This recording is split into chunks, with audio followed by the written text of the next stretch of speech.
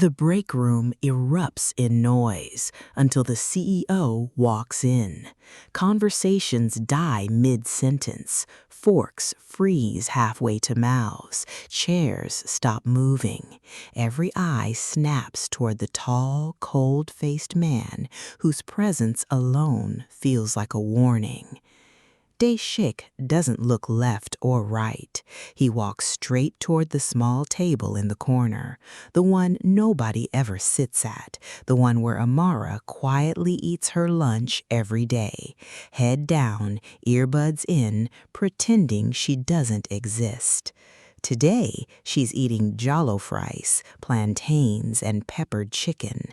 The aroma fills the entire room, warm and bold, impossible to ignore. Someone whispers, "Oh no, he hates strong smells." Another mutters, "She's finished." Amara doesn't hear them.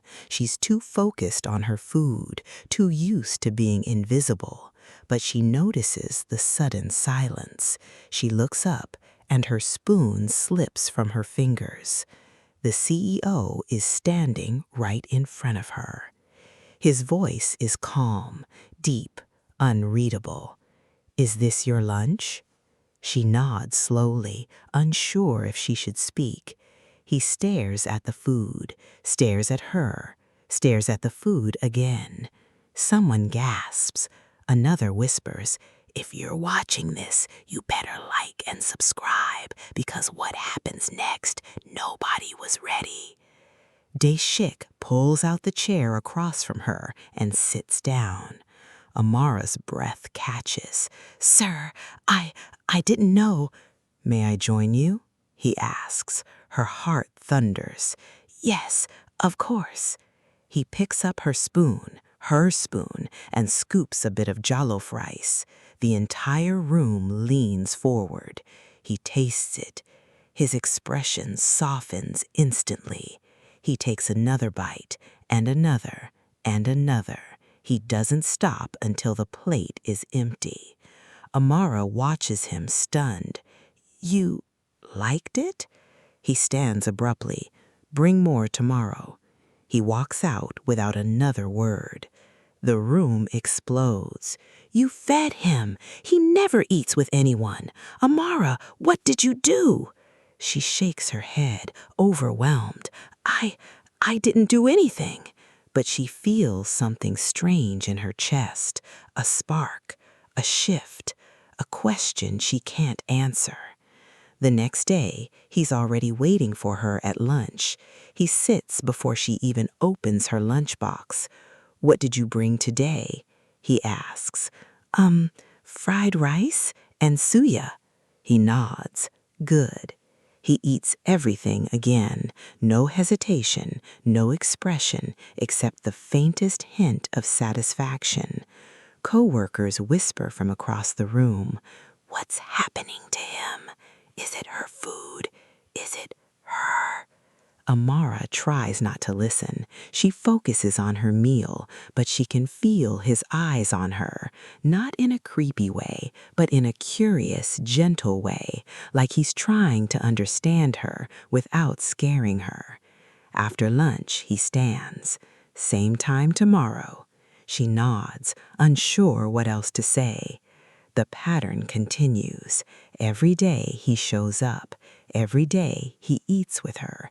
Every day he smiles a little more. One afternoon he laughs, actually laughs, at something she says about Nigerian street food. The staff nearly faint. Later that evening, his mother notices his sudden happiness. "You're smiling again," she says. He doesn't deny it. The next day, she arrives at Club Juan unannounced. Everyone panics. She walks straight toward Amara, who's sitting alone as usual. "Are you Amara?" the mother asks. Amara stands quickly. "Yes, ma'am." The mother hands her a small gift bag. "Thank you for giving my son back his smile." Phones come out, cameras click, rumors explode instantly. A coworker whispers, "If you're still watching, hit subscribe. This story is about to flip again." Amara is speechless. I didn't do anything." "You did," the mother says softly. "You cared without trying." She walks away, leaving Amara stunned. The next few days feel different. Daeshik sits closer, talks more, laughs more. He asks about her life, her family, her dreams. She teaches him Nigerian dishes. He teaches her Korean comfort foods she can tolerate. One afternoon, after sharing tteokbokki and puff puff, he looks at her with a softness she's never seen. "Can I walk you home tonight?" he asks. Her breath catches. "Walk me home?" "Yes." She hesitates, but she nods. That evening, they walk side by side through the city. Soft dialogue, gentle teasing. He tells her he hasn't felt this light in years. She tells him she hasn't felt seen in a long time. When they reach her door, he stops. "I haven't felt this in years," he says quietly. Amara looks down, heart racing. I don't know what to say." He leans in, not for a kiss, but to whisper, "Don't stop bringing your food." She laughs nervously. "I won't." The next day, everything changes. Amara's apartment undergoes emergency repairs. She has nowhere to stay. She tries to hide it, but Daeshik notices instantly. "What's wrong?" he asks. "It's nothing," she says. He steps closer. "Tell me." "My apartment. I can't stay there for a few days." He doesn't hesitate. "Stay at my place." Her eyes widen. I can't." "You can," he says softly. "You won't be alone." She hesitates, but something in his voice makes her trust him. That night, she moves into his guest room. Living together creates intimacy instantly. Cooking side by side, morning routines, shared music, quiet laughter. He watches her dance while cooking and whispers, "I think I'm falling for you." She freezes. He steps back, embarrassed. "I shouldn't have said that." She shakes her head. "No, it's okay." He looks at her, vulnerable. "Is it?" She doesn't answer, not yet, but her heart does. Amara doesn't sleep much that night. She lies in the guest room, staring at the ceiling, replaying his words over and over. "I think I'm falling for you." No one has ever said anything like that to her, not with that kind of sincerity, not with that kind of vulnerability. She hears footsteps outside her door, a soft pause, then silence. She wonders if he's standing there, thinking about her the way she's thinking about him. The next morning, she walks into the kitchen and finds him already there, leaning against the counter with a mug of tea. He looks up immediately. "Morning," he says. "Morning," she replies, trying not to sound nervous. He watches her as she prepares breakfast. She tries to ignore the way his eyes follow her movements, but it's impossible. Every time she turns, he's already looking. "You dance when you cook," he says softly. She freezes. "I didn't know you noticed." "I notice everything about you." Her breath catches. She looks away, pretending to focus on the pan, but her hands tremble slightly. He steps closer. "Amara." She turns slowly. He hesitates, then says, "About last night, I didn't mean to make you uncomfortable." "You didn't," she whispers. He studies her face, searching for truth. "Then why did you freeze?" "Because no one has ever said something like that to me." He nods, understanding. "I won't rush you." She nods back, grateful. They eat breakfast together, quiet but comfortable. Every moment feels charged, like something is building between them, something neither of them can stop. Later that day at work, the staff stare openly when they walk in together. Someone whispers, "They came together?" Another says, "He's smiling again." Another mutters, "This is getting serious." Amara tries to ignore them, but she feels exposed. Daeshik notices instantly. "Don't mind them," he says. "I'm trying," she replies. He leans closer. "You're safe with me." Her heart warms at his words. During lunch, he sits beside her instead of across from her. Their shoulders almost touch. He eats slowly, savoring every bite, watching her between spoonfuls. "You cook with love," he says. I laugh softly. My mother used to say the same thing. She was right. After lunch, he walks her to the elevator. When the doors close, he steps closer, lowering his voice. "Do you feel anything for me?" Her pulse spikes. "Why are you asking me that here?" "Because I can't stop thinking about you." She swallows hard. I do. I feel something." He exhales, relieved. "Good." The elevator opens and they step out, pretending nothing happened, but everything has changed. That evening, back at his apartment, they cook together again. She chops vegetables while he stirs the pot.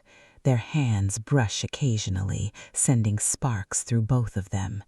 He watches her quietly, then says, "You're different from anyone I've ever met." "How?" she asks. "You're gentle but strong, quiet but powerful. You don't try to impress anyone. You just exist, and somehow that's enough." Her cheeks blush. "You're making me shy." He smiles. "Good." They eat dinner at the small table near the window. The city lights glow behind them. The atmosphere feels intimate, almost too intimate. After dinner, he asks, "Can we talk?" She nods. He sits across from her, leaning forward. "I don't want to hide how I feel." She looks down. "I'm scared." "Of me?" "No, of everything." He reaches out slowly, giving her time to pull away. She doesn't. His hand rests gently on hers. "You don't have to be scared. Not with me." She looks up, meeting his eyes. "I'm not used to this." "I know." He squeezes her hand softly. "But I want you to stay, not because you need a place, but because you want to be here." Her eyes soften. "I do want to be here." He inhales sharply, like her words hit him deeper than she intended. "Then stay," he whispers. She nods. That night, she lies in bed thinking about him, thinking about the way he looked at her, thinking about the way his hand felt on hers, thinking about the way her heart reacted every time he spoke. She knows she's falling. She just doesn't know how fast. The next morning, she wakes up early and cooks breakfast for both of them. When he walks into the kitchen, he stops at the sight of her. "You cooked?" she asks. She nods. "I wanted to." He smiles, a real smile, warm and unguarded. "Thank you." They eat together, talking softly. He tells her about his childhood. She tells him about Nigeria. He listens intently, asking questions, wanting to know everything. At work, the staff stare even harder. Rumors spread like wildfire. Some people smile at her, some glare, some whisper behind her back. One woman says, "She's using him." Another replies, "He's obsessed with her." Another mutters, "This is going to blow up." Amara hears them. She tries to ignore it, but it hurts. Daeshik notices instantly. "Ignore them," he says. I'm trying, she replies. He steps closer. I'll protect you. Her heart warms at his words. Later that day, he calls her into his office. She walks in nervously, unsure what he wants. He gestures to the chair. Sit. She sits. He studies her quietly. Are you okay? She nods. I'm fine. You're lying. She sighs. People are talking. Let them talk. It's not that easy. He stands and walks around the desk, stopping right in front of her. Amara. She looks up. I care about you. Her breath catches. I care about you too. He kneels slightly, bringing himself to her eye level. Then let me handle everything else. She nods slowly. He reaches out, brushing a strand of hair behind her ear. She freezes, heart pounding. Don't hide from me, he says softly. I'm not, she whispers. He leans closer, their faces inches apart. Good. The tension is thick, electric, undeniable. A knock on the door breaks the moment. They jump slightly. Sir, your mother is here, a staff member says. Amara's eyes widen. Deshik sighs. Of course she is. He looks at Amara. Stay close. She nods. They walk out together, and the entire staff watches as his mother approaches them with a knowing smile. Deshik's mother walks toward them with a calm, knowing smile, the kind that makes Amara's heart pound. She looks elegant, composed, and far too observant. The staff pretend to work, but every eye is locked on the three of them. Amara, the mother says warmly, I'm glad to see you again. Amara bows slightly. Ma'am. Deshik steps protectively beside her. Mother, why are you here? His mother raises a brow. Can't I visit my son? You never visit during work hours. She smiles. Well, today is different. She turns to Amara. I'd like to speak with you privately. Amara stiffens. Deshik immediately says, no, anything you want to say it here. His mother sighs. You're overprotective, and you're unpredictable, he replies. She laughs softly, then looks at Amara. I want to invite you to dinner. Amara's eyes widen. Dinner? Yes, tonight. Deshik steps in. Mother, she cuts him off. You can come too, of course, but the invitation is for her. The staff whisper loudly now. She's meeting his mother again? This is serious. Oh, she's definitely the one. Amara feels her cheeks burn. Ma'am, I don't want to impose. You're not imposing, the mother says gently. You're welcome. Deshik looks at Amara, searching her face. Do you want to go? She hesitates. I don't know. His mother smiles knowingly. Think about it. I'll send the address. She walks away, leaving a trail of whispers behind her. Deshik sighs deeply. She's moving too fast. Amara whispers, maybe she just likes me. He looks at her. Everyone likes you. That's not the problem. What's the problem? He hesitates. She sees how I look at you. Amara's breath catches. How do you look at me? He steps closer, lowering his voice. Like you're the only person in the room. Her heart races. She looks away, overwhelmed. He gently lifts her chin. Don't hide. I'm not hiding, she whispers. He studies her face, then says softly, if you don't want to go to dinner, you don't have to. She nods slowly. I'll think about it. He nods back. Okay. Later that afternoon, Amara sits alone in the break room, trying to calm her nerves. She barely touches her food. Her mind is spinning. Daeshik walks in quietly and sits beside her. "You didn't eat." "I'm not hungry." He watches her carefully. "You're nervous." She sighs. "Your mother, she's kind, but she's intimidating." "She's only intimidating because she cares too much." Amara looks at him. "About you?" "About us." Her breath catches again. "Us?"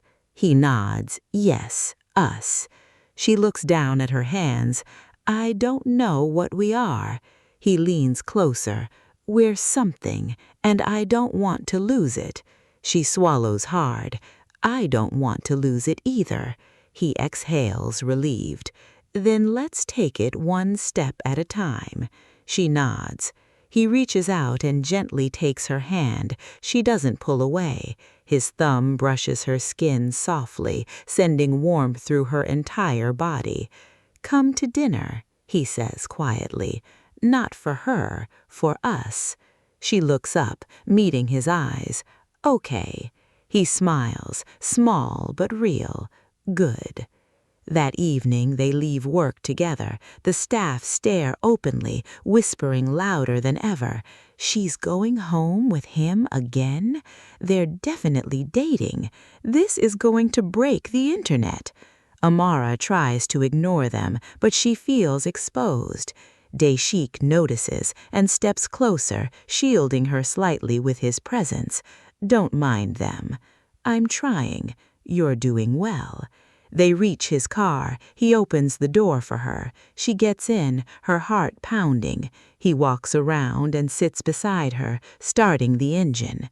As they drive through the city, he glances at her occasionally. "You look beautiful." She blushes. "I didn't do anything. You don't have to." She looks out the window, trying to calm her racing heart. When they arrive at his mother's house, Amara freezes. The house is large, elegant, intimidating. She feels small, out of place. Daeshik notices instantly. "Hey," he says softly, "look at me." She turns slowly. "You're safe. I'm right here."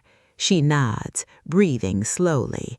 They walk to the door together. His mother opens it immediately, smiling warmly. "Welcome," she says. "Come in." Amara steps inside cautiously. The house smells like home-cooked food and warm spices. It feels comforting, despite its size. His mother leads them to the dining room. The table is set beautifully. Candles flicker softly. The atmosphere feels intimate, almost romantic. Amara sits nervously. Daeshik sits beside her, close enough that their shoulders touch. His mother watches them with a knowing smile. "You two look good together." Amara blushes. Daeshik clears his throat. "Mother." She raises a hand. "I'm just saying what everyone is thinking." Amara looks down, embarrassed. His mother serves the food. "Eat," she says. "You'll need strength for what's coming." Amara freezes. "What's coming?" His mother smiles mysteriously. "You'll see." Daeshik sighs. "Mother, please don't start." "I'm not starting anything," she says. "I'm simply observing." They eat quietly for a moment. The food is delicious, comforting. Amara relaxes slightly. His mother suddenly asks, "Amara, do you love my son?" Amara chokes on her food. Daeshik's eyes widen. "Mother!" His mother shrugs. "It's a simple question." Amara wipes her mouth nervously. I don't know yet." His mother nods. "Honest. Good." Daeshik looks at Amara, searching her face. "You don't have to answer that." She whispers, "It's okay." His mother smiles. "You will know soon." Dinner continues with soft conversation. His mother asks about Amara's life, her family, her dreams. Amara answers shyly but honestly. Daeshik watches her the entire time, eyes soft, protective. After dinner, his mother says, Take her somewhere nice. She deserves it. Daeshik nods. We will. They leave the house together. Amara exhales deeply. That was intense. He laughs softly. She likes you. She's scary. She's harmless. They get into the car. He drives slowly through Seoul's night lights. The city glows beautifully, reflecting off the windows. Amara watches the lights, feeling something warm in her chest. Daeshik glances at her. Are you okay? She nods. Yes. He drives a little further, then stops the car near a quiet overlook. The city stretches out below them, shimmering. He turns to her. Amara, she looks at him. I'm falling for you, more every day. Her heart stops. She whispers, I feel the same. He reaches out slowly, giving her time to pull away. She doesn't. His hand touches her cheek gently. Stay with me, he whispers, not because you need a place, but because you want to be with me. She nods, eyes soft. I want to be with you. He exhales, relieved, emotional. Their faces move closer, slowly, carefully. And then her phone rings loudly. They jump apart. She grabs her phone, startled. It's my landlord. Daeshik sighs, frustrated but amused. Of course. She answers. Hello? Her landlord says, repairs will take longer than expected. You can't return yet. She hangs up slowly. Daeshik looks at her. So, you're staying? She nods. I'm staying.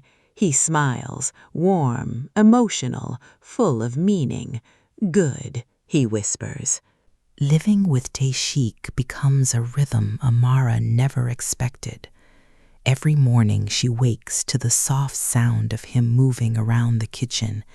Every night she hears him pause outside her door before walking away. He never pushes, he never rushes, he just stays close. One evening she's cooking stew, humming softly. He leans against the counter, watching her with a gentle smile. You always hum when you cook, he says. She laughs. It helps me think. What are you thinking about now? She hesitates. Us. He straightens slightly. Us? She nods. Everything feels new. New is good, he says softly. She stirs the pot, trying to calm her racing heart. Sometimes new is scary. He steps closer. I know, but I'm here. She looks up at him. I know. He reaches out slowly, brushing a bit of flour from her cheek. She freezes, breath catching. You're beautiful, he whispers. She blushes. Stop. I won't. She laughs nervously, turning back to the pot. You're distracting me. Good. They eat dinner together, talking softly. He tells her about his childhood, how he used to sneak into the kitchen to steal dumplings. She tells him about her mother's cooking, how she learned to make jollof by watching her aunt. After dinner, he asks, Can we talk? She nods, heart pounding. They sit on the couch. He leans forward, elbows on his knees. I want to be honest, he says. I'm falling for you, more every day. Her breath catches. Daeshik. He looks at her, eyes soft. I don't want to hide it. She swallows hard. I feel the same. He exhales, relieved. Good. She looks down. But I'm scared. Of me? No, of everything.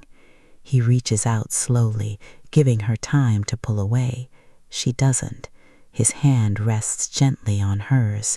You don't have to be scared, not with me. She nods, eyes soft. He squeezes her hand. Stay with me, not because you need a place, but because you want to be here. She whispers, I want to be here. He closes his eyes briefly, overwhelmed. Thank you. They sit quietly for a moment, hands intertwined. Then he says, There's something I want to show you. She looks up. What is it? He stands. Come. She follows him to a small room she hasn't entered before. He opens the door slowly. Inside is a simple space, a desk, a few shelves, and a wall covered with sticky notes. She steps closer. What is this? My thoughts, he says softly. Things I'm trying to fix, things I'm trying to understand. She reads a few notes. Be kinder. Listen more. Stop shutting people out. Eat lunch with someone. Smile once a day. Don't be alone forever. Her chest tightens. T'es chic. He stands beside her. I started this months ago, before I met you. She turns to him. Why? Because I didn't like who I was becoming. She touches one of the notes gently. You're trying. He nods. I am. She looks at him, eyes soft. You're doing well.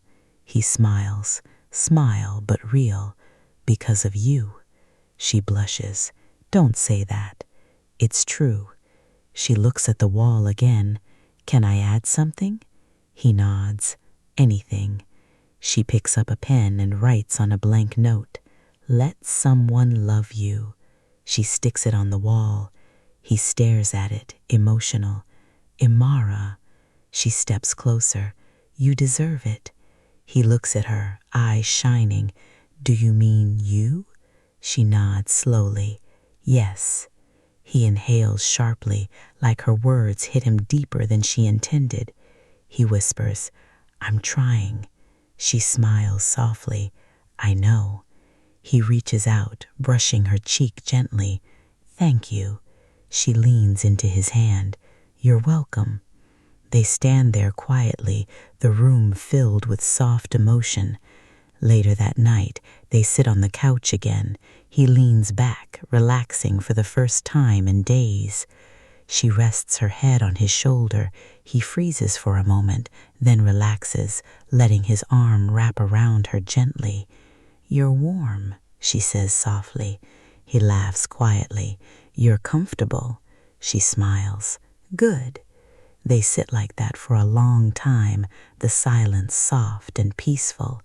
Then he says, Can I ask you something? She nods. Anything. Why me? What do you mean? Why did you let me in? She hesitates. Because you needed someone. He nods. I did. And because, she pauses, heart pounding, because I liked you, even before I realized it. He looks at her, eyes soft. I liked you too. She blushes. I know. He laughs softly. Was it obvious? She nods. Very. He groans. Great. She laughs. It was cute. He smiles. Good. They sit quietly again, hands intertwined. Then he says, Imara. She looks up. He leans in slowly, carefully, giving her time to pull away. She doesn't. Their faces move closer, breath mingling, and then his phone buzzes loudly. They jump apart. He sighs. Of course. She laughs softly. Maybe the universe is telling us to slow down. He nods. Maybe. He checks the phone. It's my mother. Imara freezes. Your mother? He nods. She wants to see us. Amara's heart races. Us? Yes. She swallows hard. Why? He hesitates. She said she has something important to discuss. Amara's breath catches. Important? He nods. Very. She looks down, nervous. What do we do? He takes her hand. We go. She nods slowly. Okay. He squeezes her hand gently. Don't worry. I'm with you. She looks up, eyes soft. I know. He smiles. Good. She stands. Let's go. He nods. Let's. As they walk out the door, a coworker's voice echoes in Amara's mind from days ago. If you're still watching, hit subscribe. This story's about to flip again. and she knows it's true. The drive to his mother's house is quiet, but not tense. It feels like both of them are bracing for something, a shift, a reveal, a moment that will change everything. Amara keeps her hands folded in her lap, staring out the window. Daeshik glances at her occasionally, checking her breathing, her posture, her eyes. "You're nervous," he says softly. She nods, a little. "You don't have to be." She smiles faintly. "I know." He reaches over and gently takes her hand. She doesn't pull away. Their fingers intertwine naturally, like they've been doing it for years. When they arrive, his mother is already waiting at the door. She smiles warmly when she sees them holding hands. "Good," she says. "You're finally honest." Amara blushes. Daeshik clears his throat. "Mother, please." His mother laughs softly. "Come inside." They follow her to the dining room. The table is set beautifully again, but this time the atmosphere feels different, warmer, softer, more intentional. His mother gestures for them to sit. "I wanted to talk to both of you." Amara stiffens slightly. Daeshik squeezes her hand under the table. His mother folds her hands. "I've watched my son for years. He built walls so high even I couldn't climb them. He shut out everyone. He stopped laughing. He stopped living." Daeshik looks down, embarrassed. "But then," his mother continues, "he started coming home with a different face, softer, lighter, happier." She looks at Amara. "Because of you." Amara swallows. "Ma'am." "No," his mother says gently. "Let me finish." She leans forward. "You gave him back something I thought he'd lost forever. You gave him peace." Amara's eyes soften. "I didn't do anything special." "You did," his mother says. "You cared, without trying, without forcing, without expecting anything." Daeshik looks at Amara, eyes full of emotion. His mother continues, "I'm not here to pressure you. I'm here to tell you that whatever this is, it's real and it's good." Amara nods slowly. "Thank you." His mother smiles. "Now eat. You'll need strength for what comes next." Amara freezes. "What comes next?" His mother stands. "You'll see." She walks out, leaving them alone. Amara turns to Daeshik. "What does she mean?" He sighs. "She likes dramatic exits." Amara laughs softly. "She's intense." "He is," he agrees. They eat quietly for a moment. Then Daeshik says, "Amara." She looks up. He takes a breath. "I meant what I said. I'm falling for you." Her heart races.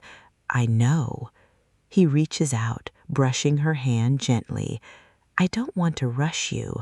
I don't want to scare you, but I want you to know I'm serious." She nods. "I know." He leans closer. "Do you feel the same?" She whispers, "Yes." He closes his eyes briefly, overwhelmed. "Thank you." She smiles softly. "You don't have to thank me." "I do," he says. "You changed my life." She blushes. "Stop." "I won't."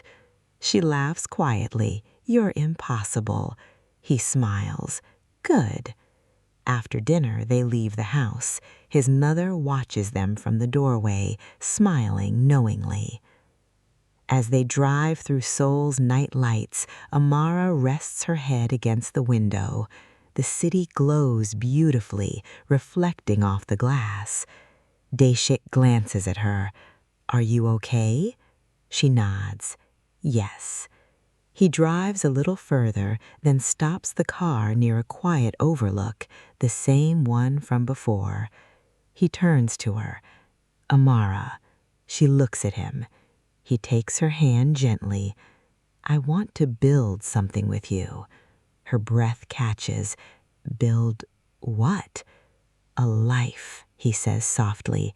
A future. Something real. She swallows hard. Daeshik. He leans closer. I'm not asking for everything now. I'm asking for a beginning. She looks down, overwhelmed. I've never had something like this. I know, he says. Neither have I. She looks up, meeting his eyes. I'm scared. He squeezes her hand. I'll be scared with you. Her eyes soften. Okay. He smiles, warm, emotional, full of meaning. Okay? She nods. Okay. He exhales, relieved. Good. He leans in slowly, carefully, giving her time to pull away. She doesn't. Their lips meet softly, a gentle, earned, emotional moment. Not rushed, not forced, just real. When they pull apart, she whispers, Daeshik. He touches her cheek. Yes. She smiles. Thank you. He laughs softly. For what? For choosing me. He shakes his head. You think I had a choice? She laughs quietly. Maybe not. He leans his forehead against hers. You're everything. She blushes. Stop. I won't. She laughs again, heart full. He starts the car. Let's go home. She nods. Yes. As they drive away, the city lights blur softly around them. A co-worker's voice echoes in Amara's memory from earlier. If you're still watching, hit subscribe. Their story is just beginning. She smiles. Because it's true.